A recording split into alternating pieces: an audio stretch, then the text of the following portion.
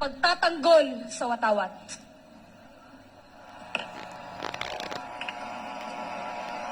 Ito ang watawat ng Pilipinas. Kinakatawan nito ang nagkakaisang sambayan ng Pilipino. Tumindig bilang iisang bansa, may sariling pasya at malaya. Isang bansa na may gobyerno sa anyo na isang republika, nasusunod sa ayos at sistema ng demokrasya.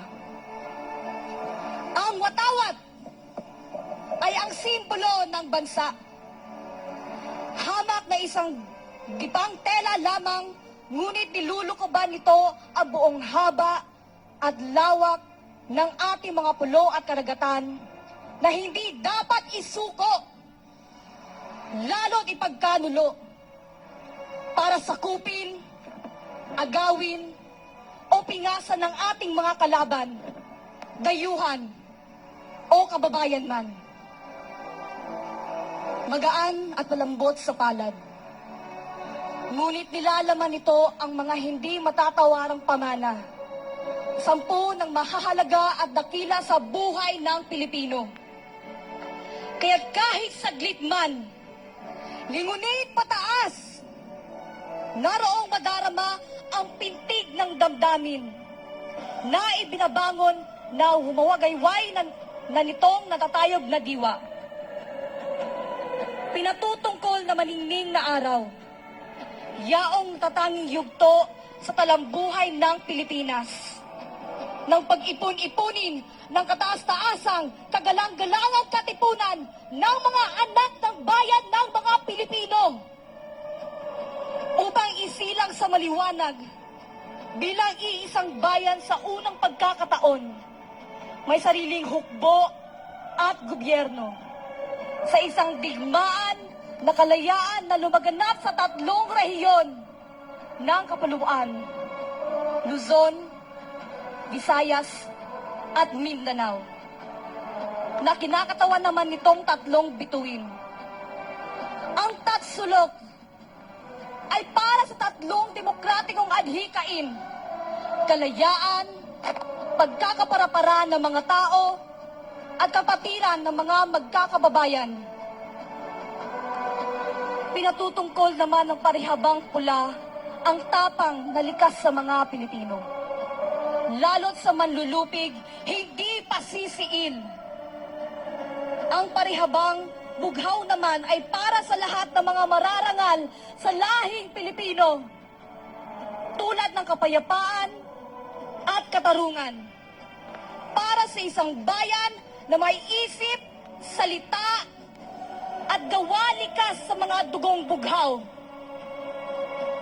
At kung saglit pagkakaisipin, pagdisenyo ng ating watawat, ang tayog at lalim na pagiging Pilipino. Ngayon, nakakalungkot Pero paman din ang watawat mula sa opisyal nitong luklukan. Ang mga ganitong insidente ng paglabag ay mga nahinog na punla. Punla ng mga lalong malalaking kalapastangan na nagaganap sa rurok ng kapangyarihan. Balat kayo silang sumisigaw ng para sa bayan, para sa bayan. Ang watawat na nasasabit sa kani-kanilang tanggapan. At hindi maglalaon, watawat rin ang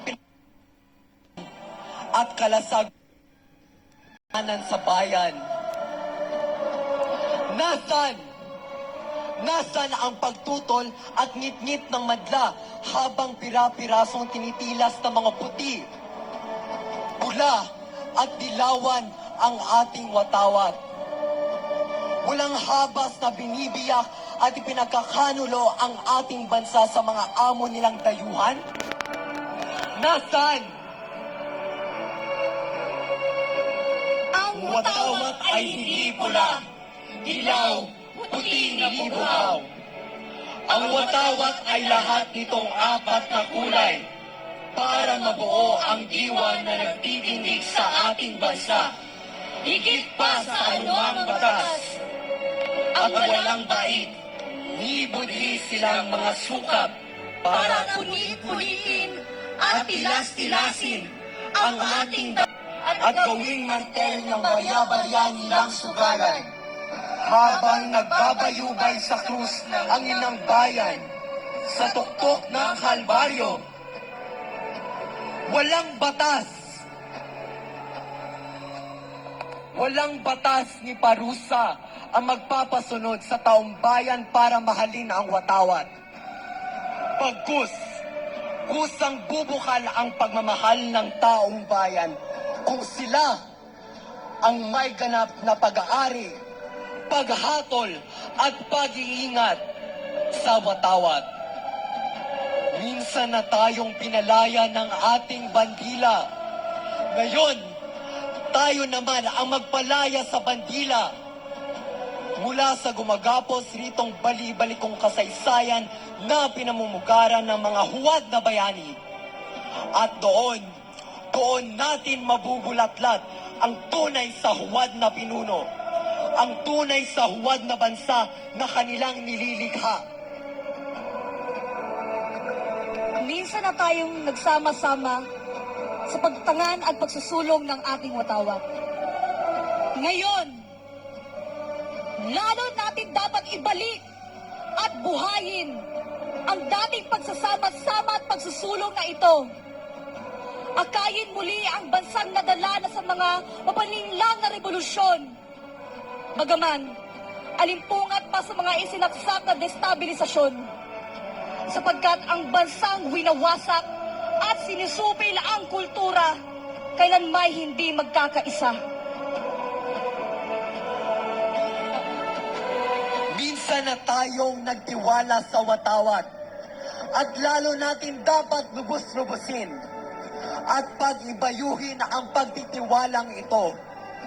Ang walang humpay na layaw at lisya sa gobyerno ay nagtitisis ng mga baga at abo na lalong nagpaparikit sa nagpupondong gulo. Ang nangingitim at nangangapal ng mga ulap sa kanluran ay nagpipintong sa sabog sa bayang nilinlang.